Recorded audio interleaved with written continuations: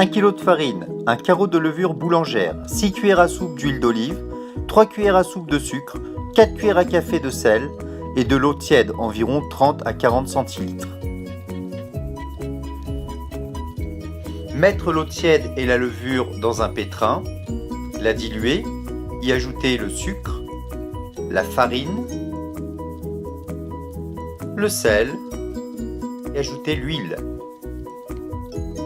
Vous pouvez aussi pétrir à la main pour obtenir une pâte bien lisse, la déposer dans un récipient, la couvrir pendant 1 heure.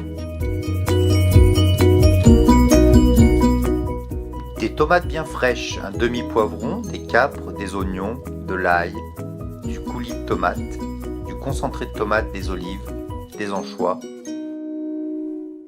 Pressez l'ail, émincez les oignons, les poivrons, les tomates. Dans un faitout, versez de l'huile d'olive, faire revenir l'ail, les herbes, le concentré de tomate, y ajouter les tomates fraîches, le coulis de tomate, les 2 carreaux de sucre, les oignons, les poivrons, un petit peu d'eau, salée, poivrée, puis laisser mijoter. Huiler le plan de travail et la plaque de cuisson, prendre la pâte et la diviser en 2. À l'aide d'un rouleau à pâtissier, faites un carré, déposez-la sur la plaque de cuisson, puis sur la deuxième.